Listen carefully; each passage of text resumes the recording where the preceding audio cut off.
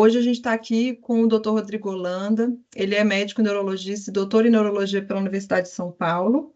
É especialista em doenças neuromusculares pela USP, médico assistente do Grupo de Doenças Neuromusculares do Hospital das Clínicas da USP, pesquisador em atrofia muscular espinhal, e ele faz parte do Conselho Científico do INAME. Seja bem-vindo, doutor Rodrigo.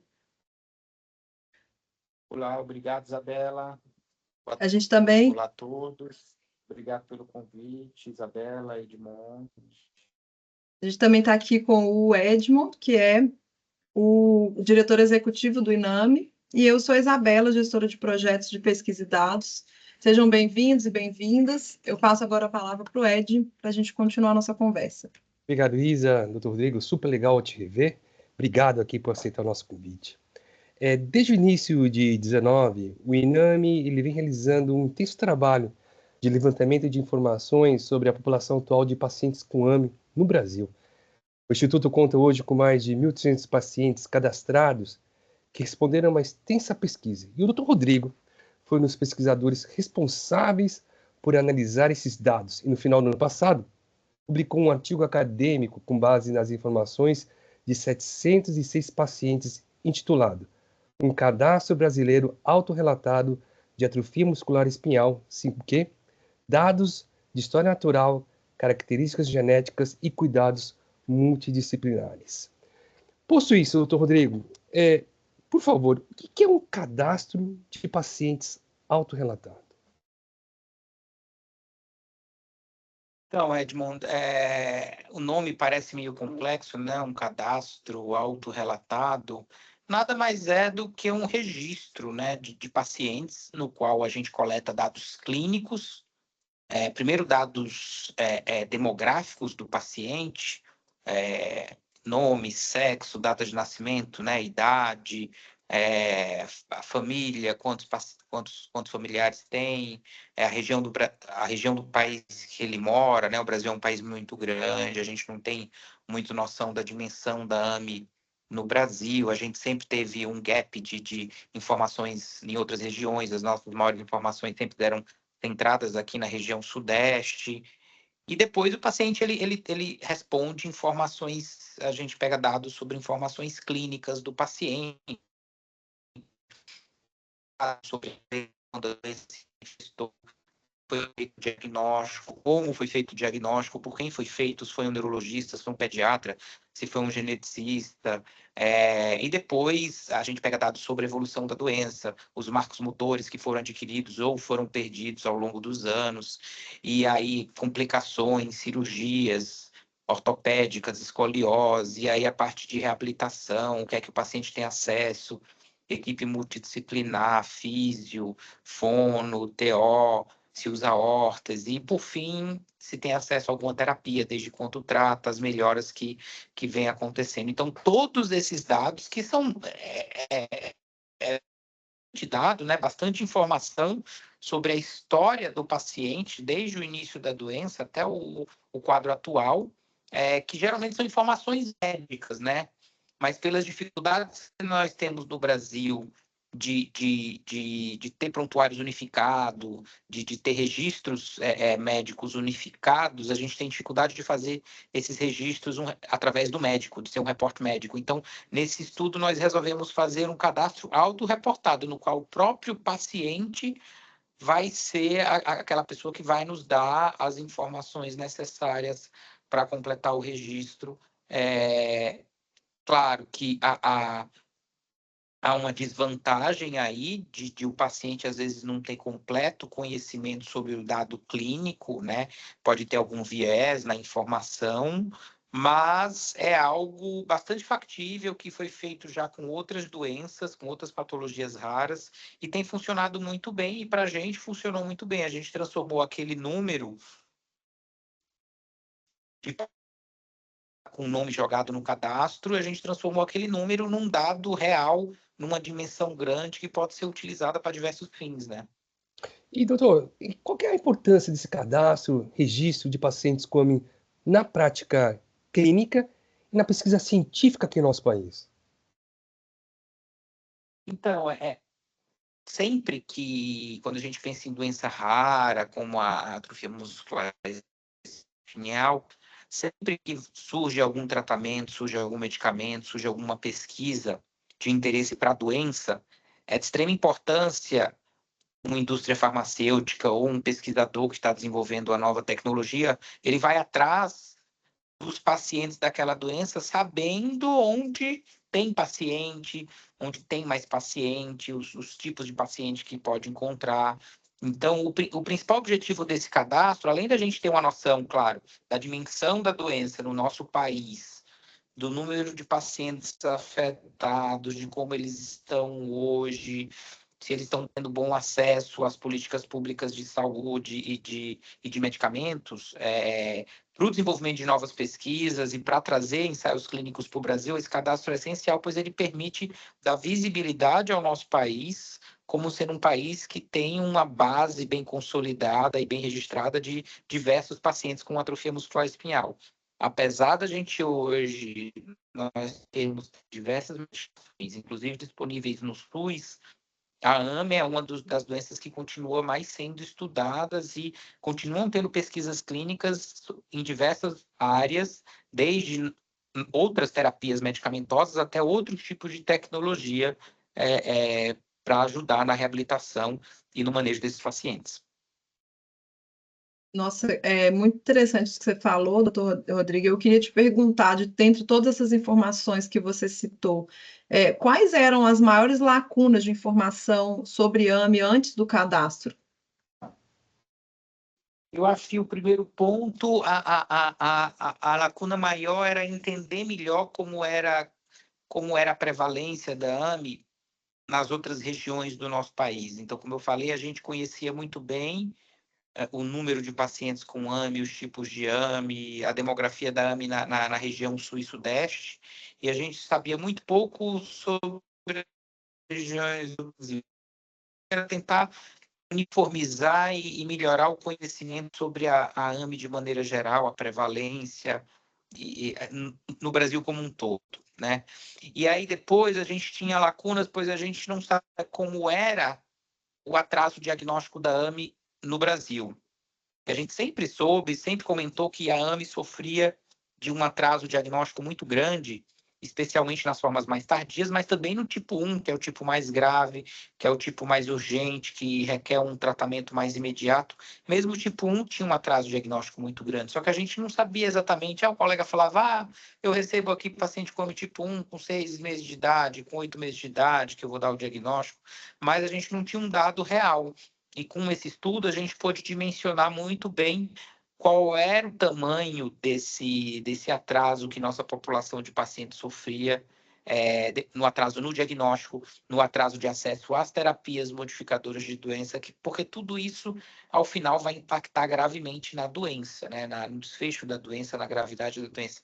Quanto mais a gente demora para diagnosticar, demora para iniciar o tratamento, pior o prognóstico. E a gente queria conhecer também um pouco mais da genética dos pacientes, quantos tinham a mutação mais comum na AME, quantos apresentavam mutações mais raras, que acontece. A gente queria entender um pouco do acesso às equipes de reabilitação, né? Se os pacientes tinham acesso à equipe multidisciplinar. A gente sempre teve a impressão de que o acesso era melhor para quem tinha uma operadora de saúde, tinha mais facilidade, né? Esse estudo pôde confirmar essa impressão de que o acesso no SUS é muito difícil, né? Quantos pacientes estavam em home care, e por aí vai. A gente pôde entender, depois que chegou o diagnóstico genético com patrocínio da indústria farmacêutica, né? Qual foi o impacto disso na história desses pacientes? A gente viu esse impacto rapidamente no ano de 2018, aí, quando começou a ter programa de apoio diagnóstico para a AME. A gente pôde ver o impacto que esse programa de apoio diagnóstico gerou na nossa população de pacientes com AME.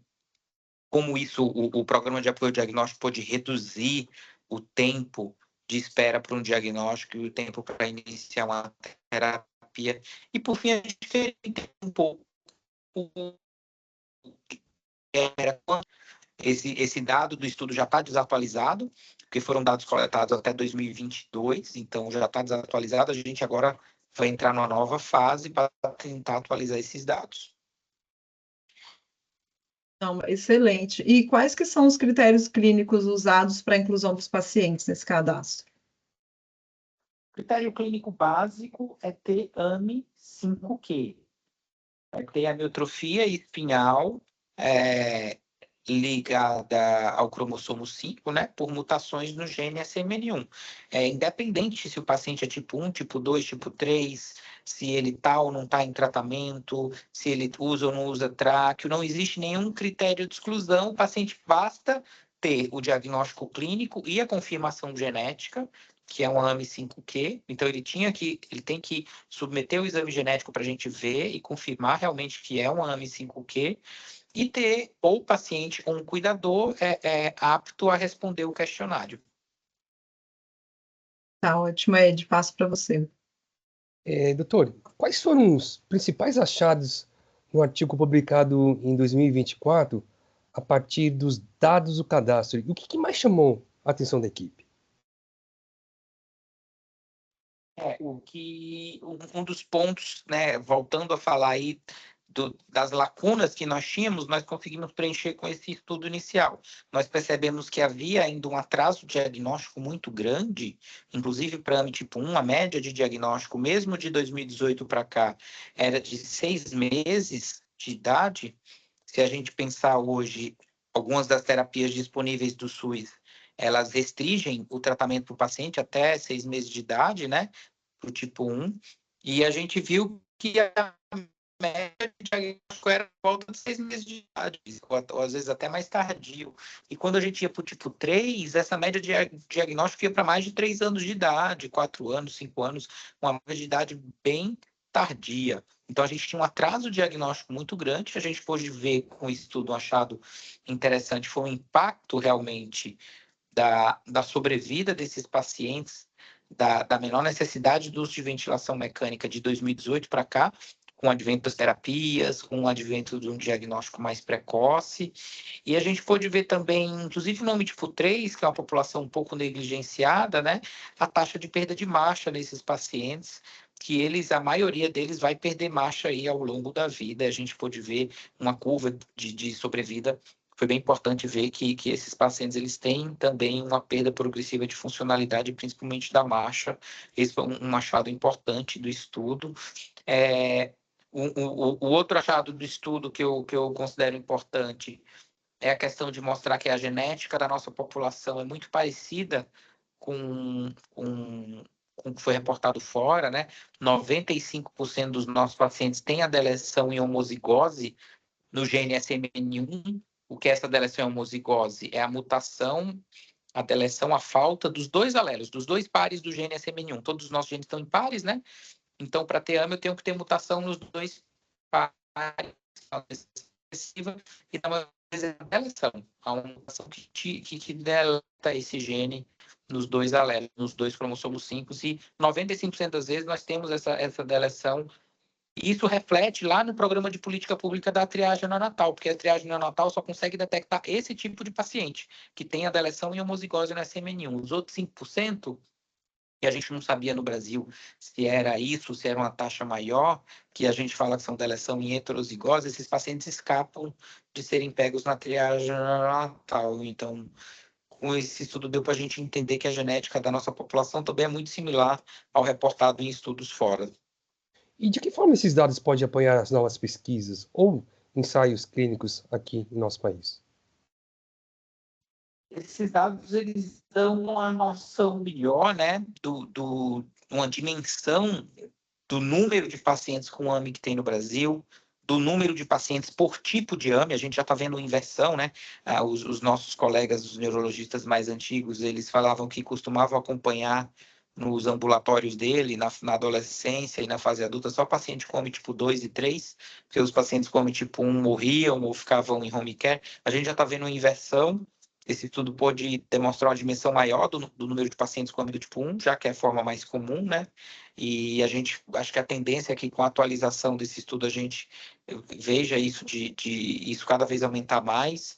Então, esse estudo ele dá uma dimensão melhor do número de pacientes com AME do Brasil, para a gente poder reportar para pesquisadores internacionais, para indústria farmacêutica que queira trazer algum medicamento para ser testado aqui. Ele dá uma noção da proporção dos tipos de AME, ele dá uma noção também para o sistema de saúde, como esses pacientes estão sendo assistidos, o que é que está faltando para eles de fisioterapia, de reabilitação, de fono, de cuidados de saúde mais básicos, poder depois ensejar melhor as políticas públicas para os nossos pacientes com AME. Obrigado, doutor. Isa. E para você, doutor Rodrigo, como neurologista e pesquisador, qual que é o maior valor do cadastro? Eu acho que o maior valor do cadastro é mostrar que a gente tem muito paciente com AME no Brasil, que é uma doença ainda subdiagnosticada, dependendo da região que a gente vê no Brasil, né? Negligenciada muitas vezes, por mais que a gente ouça falar de AME muitas vezes, porque tem 3 medicamentos disponíveis no SUS, ainda em grandes campos do Brasil, ela é negligenciada em vários lugares do Brasil. Então, eu acho que ele dá uma visibilidade melhor à doença no nosso país, e dar oportunidades da gente trazer melhorias reais para a doença como um todo, desde o acesso a pesquisas no nosso país até melhorias em políticas públicas para a doença. Doutor Rodrigo, o que o senhor diria para as famílias que ainda não se cadastraram e podem estar em dúvida sobre participar? Olha, é uma pena que tem, né, pacientes que foram contactados pelo INAME lá na nossa primeira leva de estudo, de diversos pacientes, diversas famílias que foram contactadas, falaram que iam preencher o cadastro e no final não entraram, começaram, não terminaram, né? A gente sabe que o questionário é um pouco extenso, ele leva cerca de 1 hora até ser preenchido, respondido todas as questões corretamente. Muitas vezes não são questões corriqueiras, né? São questões que requerem muita memória, esforço de memória de quem está preenchendo, sobre quando que o paciente perdeu a capacidade de andar, a data que perdeu a capacidade de sentar, ou a data que começou um tratamento, e quando que apresentou alguma melhora. Então, tem muita resposta que depende realmente de uma recordação de quem está preenchendo. Isso demanda um esforço cognitivo. Eu sei que pode parecer difícil, chato no começo, mas tem uma extrema importância para todos os pacientes com AME. O que eu diria para as famílias que não tiveram a oportunidade de contribuir até agora, mas que têm essa oportunidade a partir de agora, né, que, por favor, se empenhem. Eu sei que vai ser um empenho cognitivo, se empenhem em preencher essa pesquisa. Vai ser essencial para dar mais visibilidade à AME, a doença que o seu filho tem, o seu parente tem, que vocês tanto lutam no dia a dia, e vai dar a oportunidade da gente trazer melhorias reais, como eu falei aqui, em diversos aspectos, desde pesquisas até melhorias. É um trabalho de formiguinha, que a gente depende de cada um de vocês, cada um colocando um tijolinho aí, mas que sem esse trabalho, sem a contribuição de cada um, esse trabalho nunca vai existir, né? É essencial, é de extrema importância o tempo que você, familiar ou você, paciente, despende nesse preenchimento dessa pesquisa, e é essencial e é a base e a razão desse estudo existir. Sem a participação de cada um de vocês, a gente não consegue andar mais nesse estudo. Para nossa última pergunta, doutor Rodrigo, como é que o senhor vê o futuro do cuidado e tratamento de pessoas com AME aqui em nosso país? A AME é uma doença, né, muito desafiadora, muito complexa, porque demanda desde os cuidados medicamentosos novos que surgiram, mas demanda o que é muito mais complexo, né? É essa equipe multidisciplinar, esse cuidado multidisciplinar, com múltiplas visões, múltiplas especificidades de profissionais diferentes, desde um fisioterapeuta até um psicólogo, um terapeuta ocupacional, um médico lá da ponta, pediatra, o clínico geral que está vendo um paciente com alguma intercorrência clínica. Então, é uma doença muito complexa, porque o neurologista ele pode gerenciar, diagnosticar, gerenciar o tratamento global, mas ele nunca vai saber tudo, né? Então, o cuidado da AME como um todo, ele é bastante desafiador, mas a doença é uma das doenças em que é mais interessante e é muito bonito ver o avanço que ela sofreu nos últimos anos com o desenvolvimento de terapias que realmente modificam a história natural da doença e de a gente ver também aí o quanto o cuidado dos profissionais de reabilitação multidisciplinar melhorou ao longo dos últimos 20 anos. Então, houve um gigantesco avanço nessa doença nos últimos 20 anos, do ponto de vista genético, molecular. O conhecimento da causa da doença possibilitou o desenvolvimento de terapias que são altamente eficazes, independente da terapia que a gente fala, que realmente modificam a evolução da doença, e o conhecimento da doença permitiu com que os profissionais melhorassem os protocolos de cuidado, de manejo da doença, desde no quadro crônico até o manejo de fase aguda, mas a doença permanece com esse desafio gigantesco, que é o desafio de manejar essas equipes todas, de manejar um tratamento, de manejar uma visão que tem que ser global do paciente, e a gente continua com desafios como melhorar o acesso, a rapidez no acesso a terapias, a rapidez no acesso a terapias de reabilitação, de realmente prover para esses pacientes que eles tenham acesso a uma equipe multidisciplinar, que a maioria dos pacientes não tem, né? E desafios na doença em si. Alguns pacientes, apesar dos tratamentos, continuam piorando. O que é que está acontecendo? O que é que acontece quando o neurônio motor é tratado já e tem pouco neurônio motor e depois de muito tempo ele fadiga? Então, tem novas medicações vindo. Então, é uma área assim, realmente fantástica, tanto para quem viu como era a doença lá atrás, para quem estuda agora, tem uma possibilidade muito grande aí para os pacientes, para os futuros pacientes.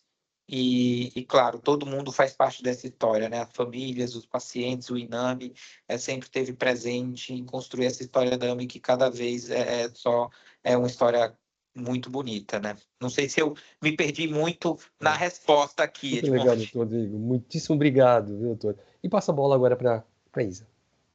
Doutor Rodrigo, eu quero te agradecer muito porque você trouxe agora informações super complexas de uma forma muito acessível. Acho que vai chegar muito bem a todo mundo que acompanha o INAME. Então, eu agradeço mais uma vez pelo seu tempo, a disponibilidade. E agradeço, passo para o Ed também para terminar, e a gente se vê em breve. Muitíssimo obrigado de novo, doutor Rodrigo. Você sempre tem apoiado a nossa causa, a nossa missão. A gente é muito grato por todo esse apoio que você dá para a gente, claro, né? Para os pacientes e para as famílias com AME. Obrigado. Obrigado. Tchau para todos.